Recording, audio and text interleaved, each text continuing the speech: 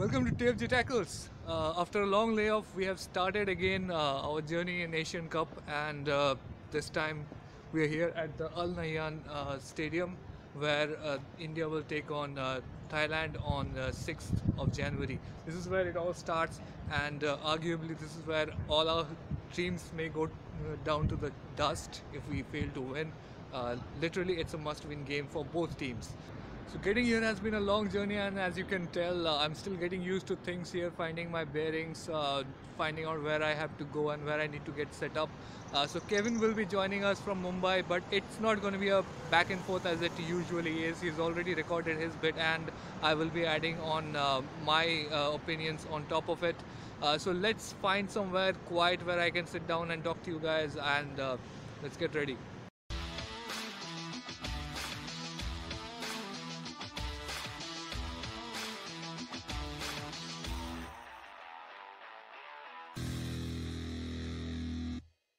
Right, I managed to find a quiet corner inside the Al Nahyan Stadium to work from.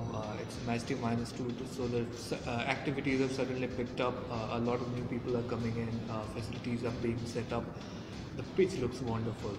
Alright, I only got a sneak peek. You can, when you're coming in from the media entrance, you can take a look at the pitch. The grass is new, everything is new.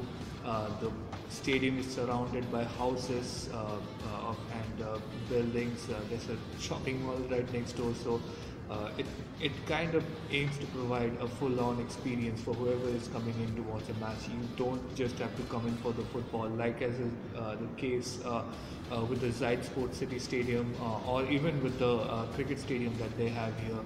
It's inside the city, so you come in, you watch a match, you can go out, you can shop, and the main bus station is right next to it, so it's very easy to reach. So one thing Kevin has been excited about ahead of this tournament is that how India's defense has been performing. We have seen two good examples of the Indian defense standing through the 90 minutes against two tough oppositions. Happened against China, happened against Oman in the last friendly match, and this is what is going to be the key area for India going into the Thailand game and through the rest of the tournament. If we are going to get a draw against Bahrain and think of getting into the second round as one of the best third teams, that is also going to depend on how our defense stands against the Bahrain attack for about 90 minutes. So let's hear from Kevin what he has to say in summary of the Indian defense. Heading straight into the strength of India, it's the defense. You're talking about something that's going to be working over and over again. It's going to be so tough to relax at the back, and that's probably going to be the story for through the group stages until we get a proper hang of it. We're talking about I think this is where India's strength is, holding on, containing, and it's not going to be the job that you can expect the midfielders to be doing. So it's going to be working overtime for the defenders, for our goalkeepers. So heading into what team is going to be picked for this major task in the Asian Cup. So the first choice, obviously, in the goalkeeping department is Gurpreet Singh Sandhu. No second thoughts about that. But when you're talking about defense, you need that calm, you need that composed heads, you need that patient waiting for that perfect time to tackle, perfect ball winning possession, and then turning the possession into transition and attack. So we're really looking at keeping that composed gameplay at the back. So Sandesh Jingan is this one automatic choice that you would want to have in the team. And apart from Anas or Pratika, you really are looking at a very young defense. Preetham Kotal there, right up there, one of the fullbacks that's done so brilliantly over the years, even doing well for the national team. Subhasish Bose is one player who's been called up into the camp, and really expect him to play a major role in the fullbacks. Narayan Das is somebody I'd like to see more often, although he's got the ability to overlap but really, the accuracy is something that is more desirable. So probably, one of so these are my 5 picks that I would want to really see in the defense.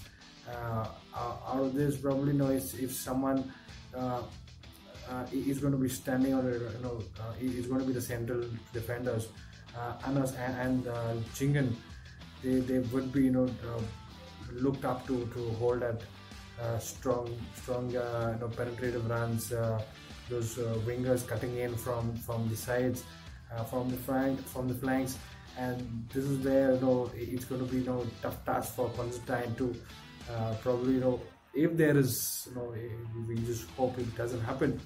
If there's something going wrong in the defense, I don't see a proper or fixed an experienced defender who can replace these anything outside these 5. So for me, it's going to be a big task to have somebody not being part of these 5, and yet you want to be introducing a defender when one of them is unavailable to any other reason. So our strength is the defense. Our strength is the coordination between the defense and the goalkeeping department. So this is where all our expectations, all our hopes come to. If the defense and the goalkeeping department is in sync, in tandem with each other, I think we're really talking about at least a goalless draw, or probably a savior to hold on towards a 1-0, or probably a 1-1 towards the end of the game. So this is where you want to put your money in, the defense and the goalkeeping department to be right up there in sync, in tandem. If the groundwork of how we give an account of ourselves in the group stage depends on how the defense holds up in the 3 games, all our hopes and dreams, I would argue, are dependent on how the midfield performs. And here I think we have come in prepared less than we should have been. And let's face it, ever since Chiranjit has fallen off the national squad, we have never really had that kind of attacking capability that we once had, part of which was responsible for getting us here in the first place. Let's take a look at the Indian midfield. I know this is where it starts getting controversial, and people start coming in with their own opinions on who should have been picked and why Constantine's selection is going to ruin our campaign and all that. But let's hear Kevin's opinion on how the Indian midfield stacks up against others in this tournament. The center of the park, the midfield, the heart of the team. This is where the entire game is dependent on how you can, change your counter, your attacks into pushing forward, supporting players to be given into the attack, and how you transition from an attacking position and you're on a counter, and how well you get the transitions right. It's all how the midfield functions. We will be hoping this engine of the team is there, right, well oiled, working again in tandem with the other departments. But this is also where I feel India might just give away something, that hard work from the defenders.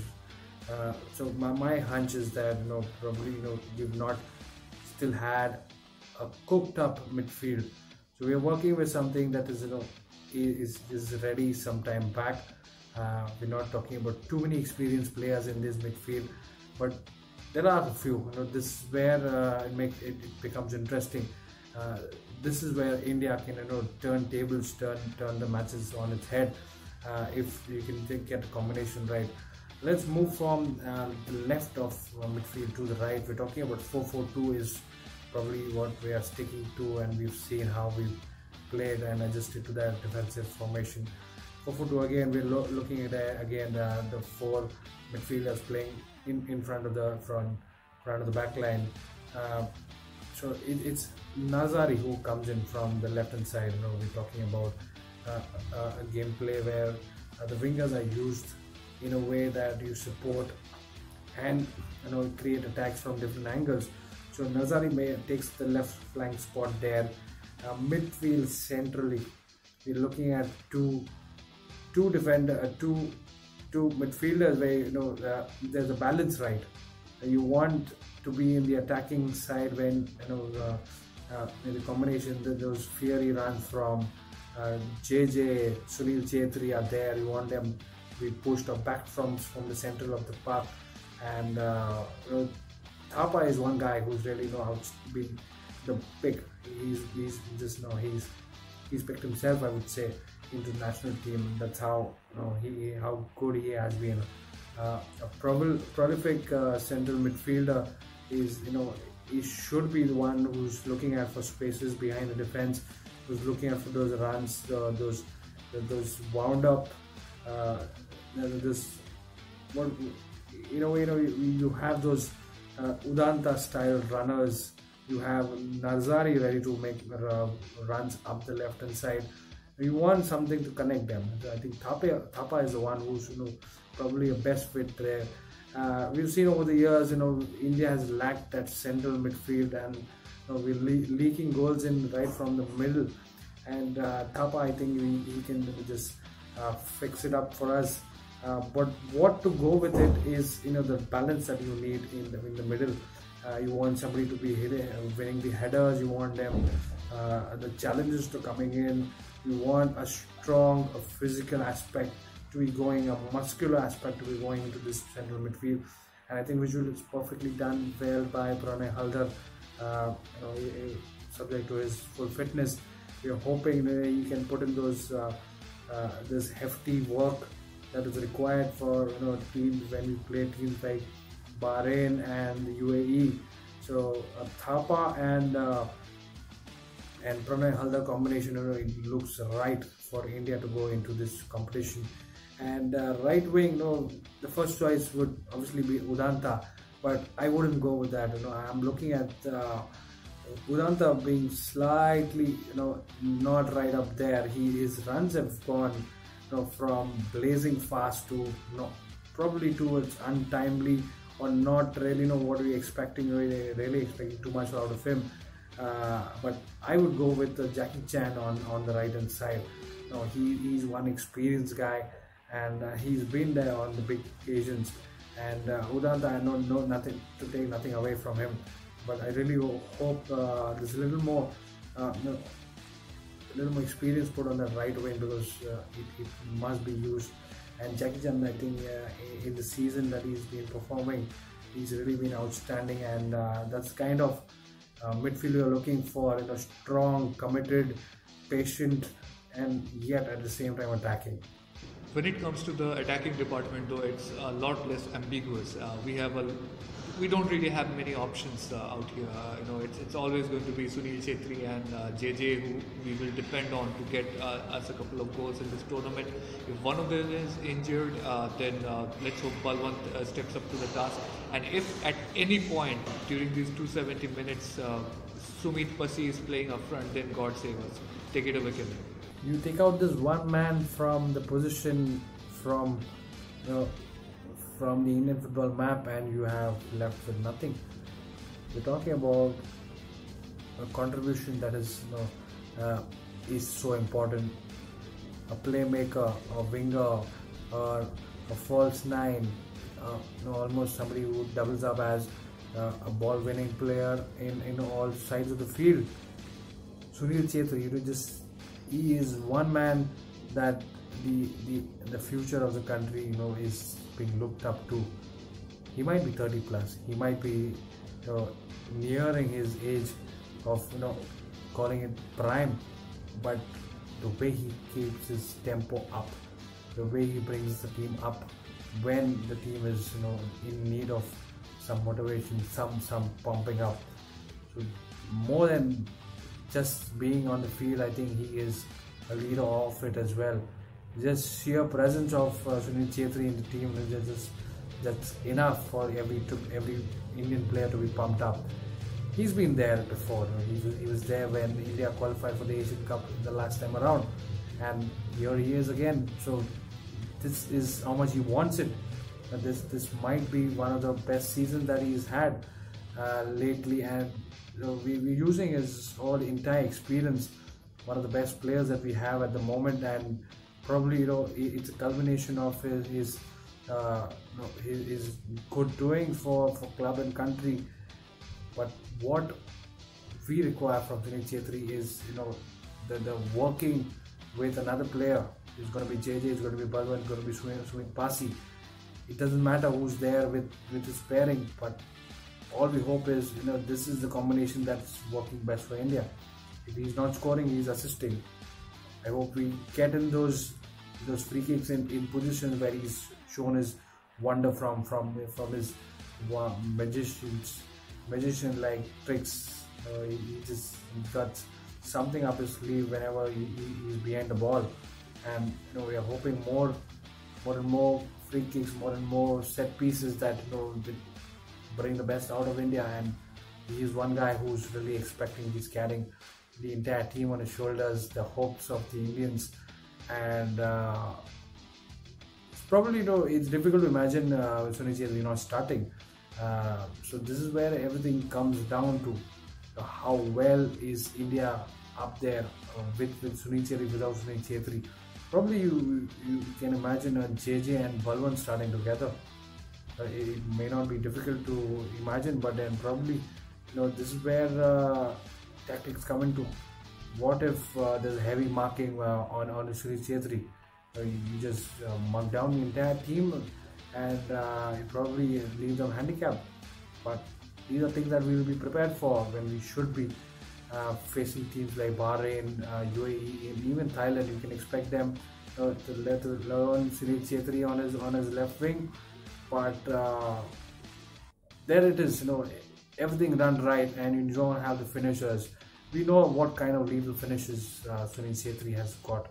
He's demonstrated his on numerous occasions, and this is yet another experience that we Indians will be chanting his name all the while wherever we are, and that's just the hope that Sunil Chhetri and company culminate in the best performances that we've seen in a long time.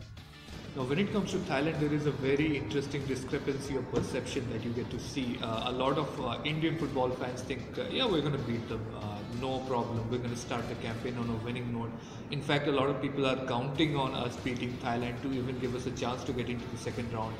But most people who are not Indians or don't support India, they seem to think that it's more likely that Thailand will go on to beat India, and you can see why. Those guys have had some good form recently.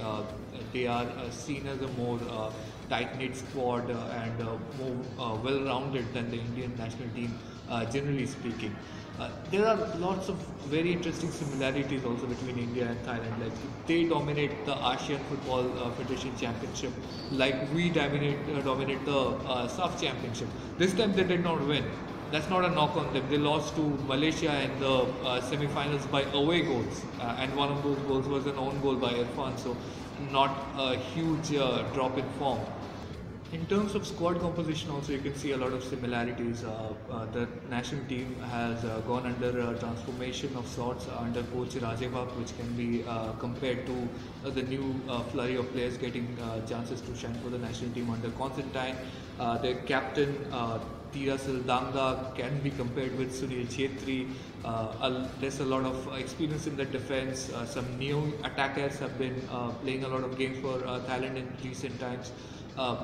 There's more experience overall in the squad, rather than India, where a lot of players are still to test themselves at the biggest of stages.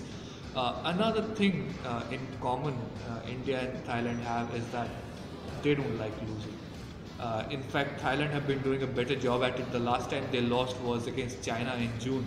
Now we will go and say, hey, we held China to a draw, but recently, just a few days ago, Thailand beat Oman 2-0, and we held Oman to a draw. That's all we did. But a more important result is they played Australia last year, and that was a 2-1 loss for Thailand. I mean, if India gets a 2-1 loss against Australia, I'll be sticking down 5th street. That's how big it would be in terms of holding yourself up, giving a good account of yourself against a big Asian players, one of the favorites, right? Australia are coming in as favorites, so there's nothing to be taken for granted here. Thailand will have a strong support. There's a lot of Filipino and Thailand workers who live in Abu Dhabi and Dubai who will be coming in for the matches. We will have a strong support as well. The atmosphere is going to be crazy. Let's hear Kevin's analysis of the Thailand squad. There is a buzz going on around saying India has been lucky to pick Thailand in the same group as theirs, and I wouldn't agree. This is going to be a cakewalk for any team to face Thailand. Come what may, every team is here by merit except for the host, and rightly so. They deserve their spot in the league, in the group stages there. The toil, the hard effort that they've been put through, but Thailand is probably one of the teams that has got it smoother than the other teams to get past the qualifications phase, and that should be alarm bells ringing for the ones who are really calling out this is going to be an easy game for India. Really on that matter, you're talking about the Thailand team going into the AFF Suzuki Cup there with a much not a very strong side, and yet they come out as they do manage to reach the semi-finals against the teams that we're talking about in this tournament. Philippines, Vietnam, you got Malaysia. Going up against teams like this already, it gives you a good exposure to just warm up before the tournament, before these big tournaments, and rightly so. The top scorer of the tournament did end up from the Thai team, 8 goals from 6 matches. We're talking about goals being scored by not one of the strongest teams, not the A side, but you can just imagine what they're coming in with in this tournament. So can never take it lightly. Thai team, they've shown some surprising results, and this game is going to be close. I wouldn't say it's really any sided. It's not going to be it won't be easy for Thailand as well to get past India, because we've shown some resilience against teams like Oman. We've shown teams like China, the People's Republic of China, that you can hold out and grind out and get that draw as well. It's going to be hard work in defense, but that's about how close this game is going to be, India versus Thailand. So never an indicator that the first game result is going to point which way the tournament or the teams will be headed. So for me, it's going to be a really close call, right up till the end, maybe even going down to the wire, because both teams will be trying to get the point out, or probably get all 3 points out of this game. So I'm really expecting this game going right till the edge of the seas that the fans can imagine. Now, even if we get a win against Thailand, which is going to be tough, it's not going to get us into the second round. For us to even have a chance to get in as one of the best third teams, so we have to get a draw against Bahrain in the minimum, and that is going to be way tougher than getting a win against Thailand. That team has come in prepared. They have been looking forward to this tournament for a very long time, and look at who they have been playing against to prepare for the tournament. Beat Tajikistan, beat Lebanon, beat North Korea, and did not concede a single goal. And for us to even have a shot at getting a point, we have to score against them. There's just no other way. And even then, they are doing the same math, because realistically speaking, they're going to lose to UAE, and they might beat Thailand just like us. So that game between India and Bahrain will probably become a playoff for who gets to stand a chance to make it into the second round. So Kevin, what do you think of this team? Bahrain are yet another physical side in this competition, and you can expect a lot of gameplay where they will be dominating teams physically, not much stronger than them.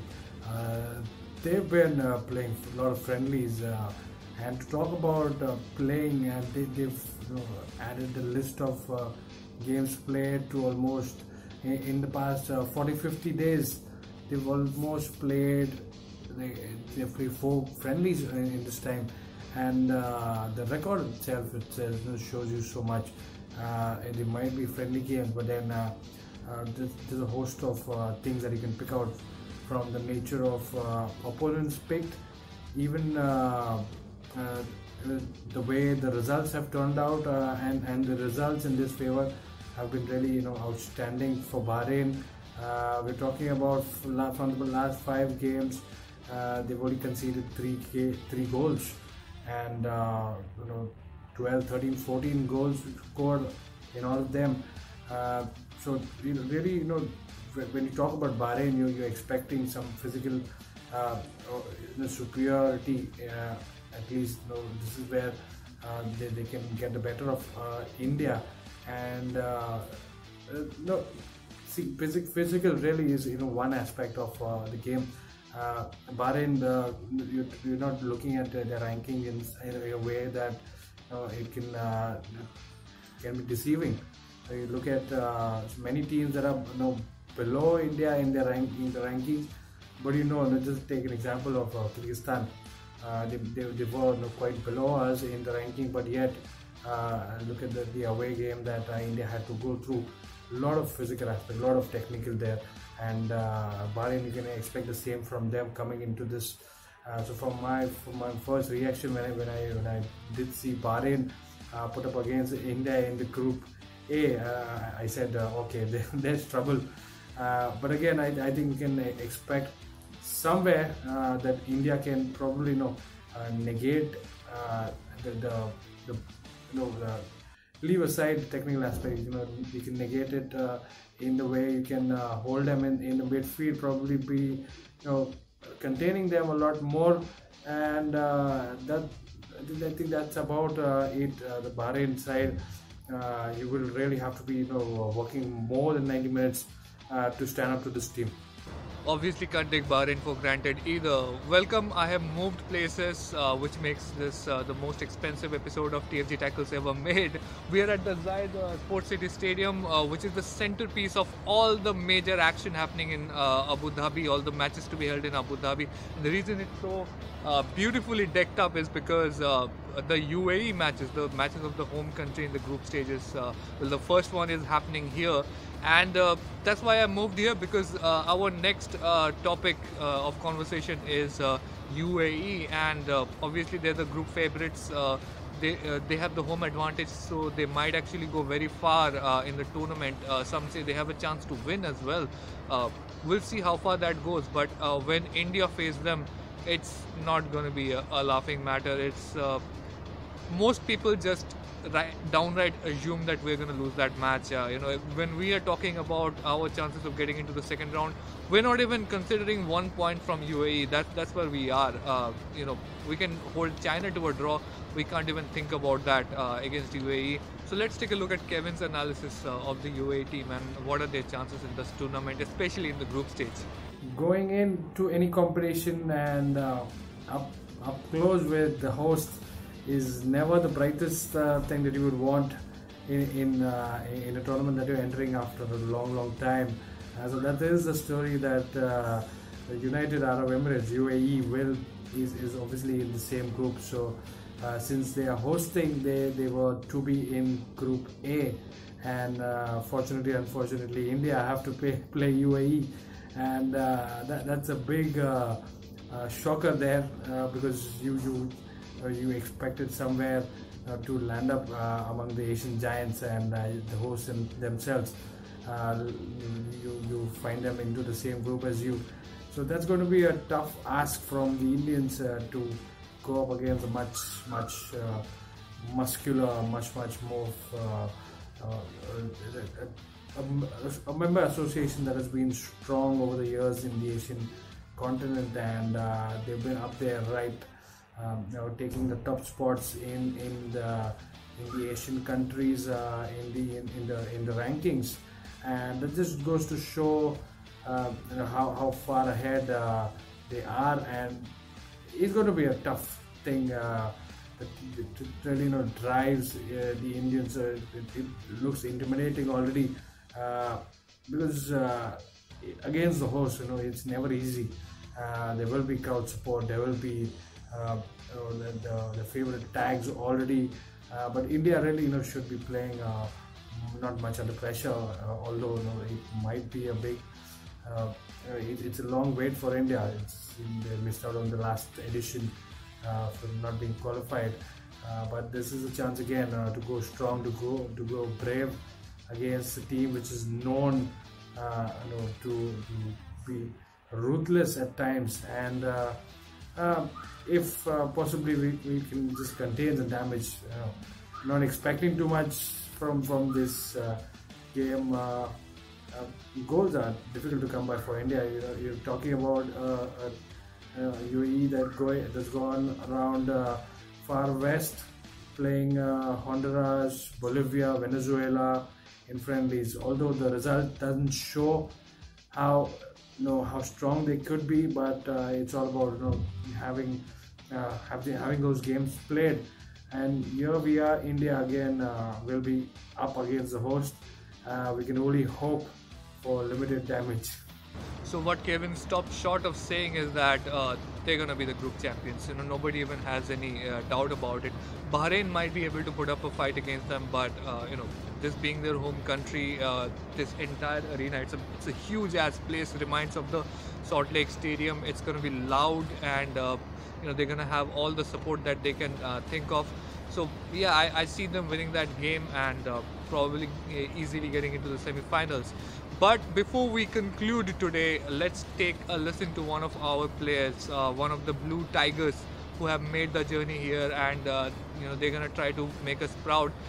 It's Salam Ranjan Singh who spoke to us earlier today after the training session, and this is what he had to say. Life के लिए तो बहुत बड़ा match है कि ये एक dream होता है, खेलते ऐसा कि खेलना और उनको मौका मिल रहा है तो बहुत बड़ा गेम।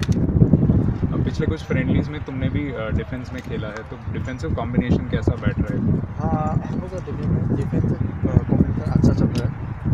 सब एक साथ बहुत साल हो गया, तो हम किसी को सबको पता है कि ये क्या करना है क्या नहीं करना है, तो थोड़ा थोड़ा स्ट्रॉन्ग हो गया। पिछले 16-17 दिन से टीम साथ में रही है कैंप में, तो क्या क्या चीज़ों पर काम किया है टीम ने? हम लोग डिफेंस और दोनों सब कोच ने सब वो तो कोच जो बताया वो डिफेंडिंग अटैकिंग क्या करना है ये सब। और थाईलैंड के बारे में ज़रा बता सकते हो? कोच ने आपको बताया होगा उनका स्टाइल क्या है? तो पता नहीं भाई, थाईलैंड के बारे में हम लोग को पता है कि वो लोग को टीम मतलब अच्छा टीम है, तो सबको पता है, तो हम लोग को क्या करना है तो उसको बताएगा। अच्छा, वापस घर में बताओ कि कैसा माहौल है, कैसा लुक फॉरवर्ड टू कर रहे हैं कि कैसा मैच होगा, क्या बात हो रही है घर में घर वालों से? और कि खेलेगा तो अच्छा खेलो, मतलब मौका एक बार आता है, बार नहीं आएगा, ये दिखाना है, जीतना है। और डिफेंस में अनास और संदेश फर्स्ट चॉइस सेंटर बैक्स है, कितना मुश्किल होगा अगर टीम में कुछ नहीं? मुश्किल तो है, पर मतलब संदेश पाजी और अनास पाजी ऐसा खेल रहा है। जब मेरा मौका मिलेगा मेरे को भी खेलना है, तो हार्ड वर्क करते रहना है, गिव अप नहीं करना है। और देखा जाए तो यूएई, bahrain, थाईलैंड काफ़ी स्ट्रॉन्ग टीम होगी, तो डिफेंस में काफ़ी प्रेशर रहने वाला है, और अब टीम भी काफ़ी यंग है, तो ये ऐसे बिग मैच प्रेशर हैंडल करने के बारे में कुछ बात हुई है टीम में? प्रेशर तो नहीं होगा, पर प्रेशर ज़्यादा प्रेशर नहीं है, जो करना है वही करना है। तो ओवरऑल टारगेट कैसा है, मतलब कुछ बात होती है कि सेकंड राउंड या फिर हम लोग को ये क्वालिफाई करना है। इधर हम लोग नहीं हारने के लिए नहीं आया, क्वालिफाई करने के लिए।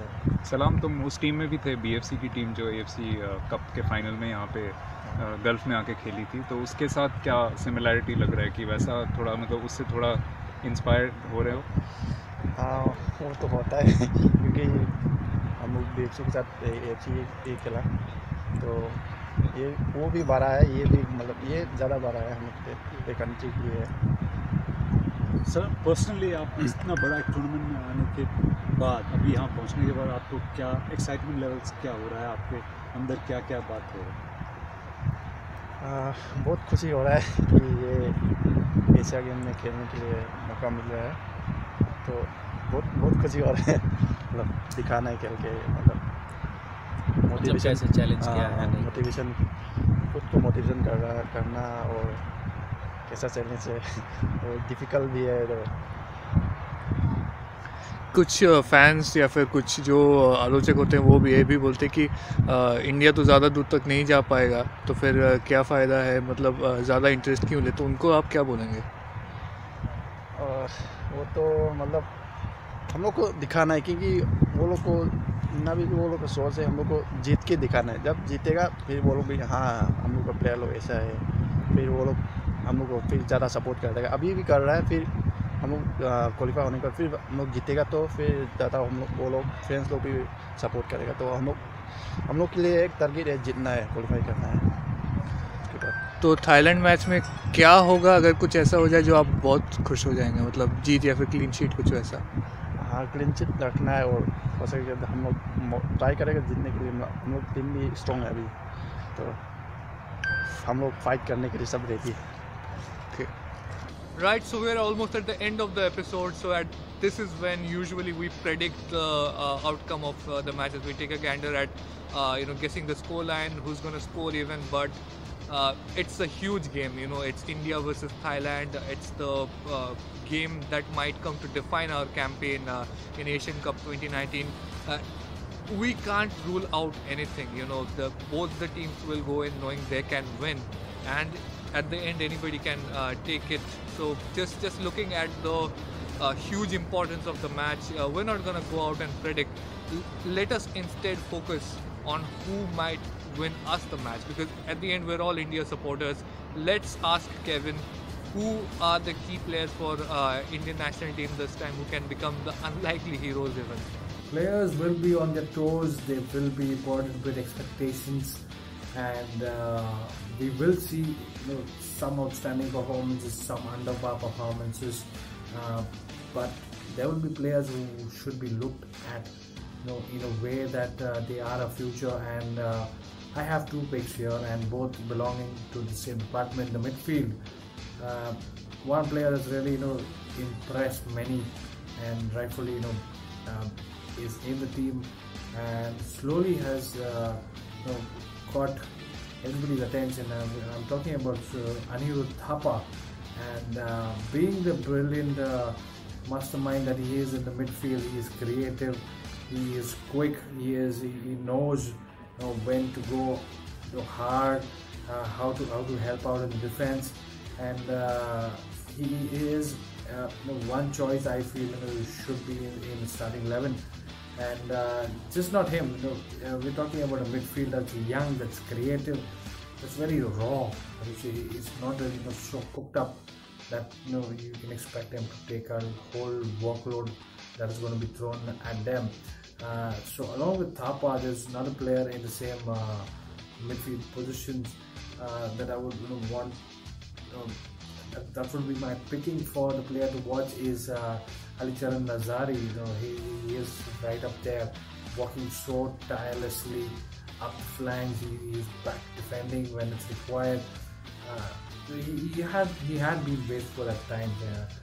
Talking in terms of crosses, the number of passes that he picked in the middle, right outside the box, but sheer accuracy of passes, I think there's a slight,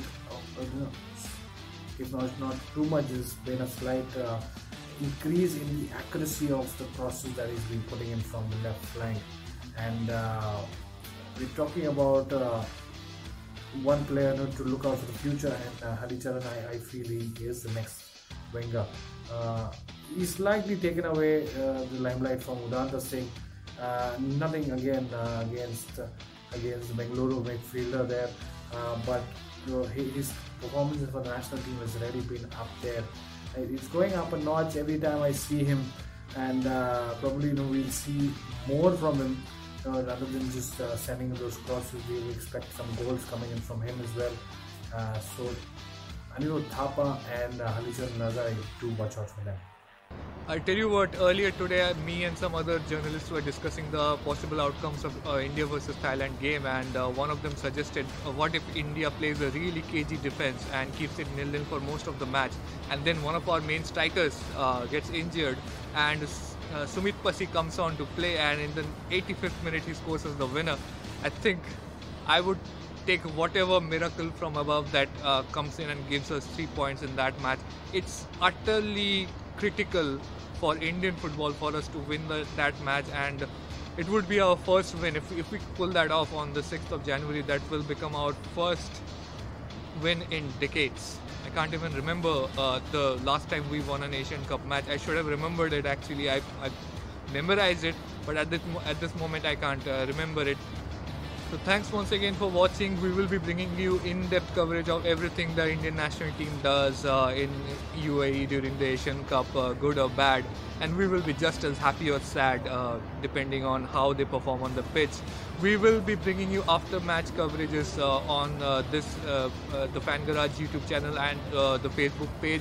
And the fangarage.com website will have in-depth articles detailing all the matches, the previews, the live updates, the reviews, the analysis of every single game. Day by day we will bring you in-depth coverage of the entire tournament. So keep your eye peeled on all these platforms, and we'll see you soon.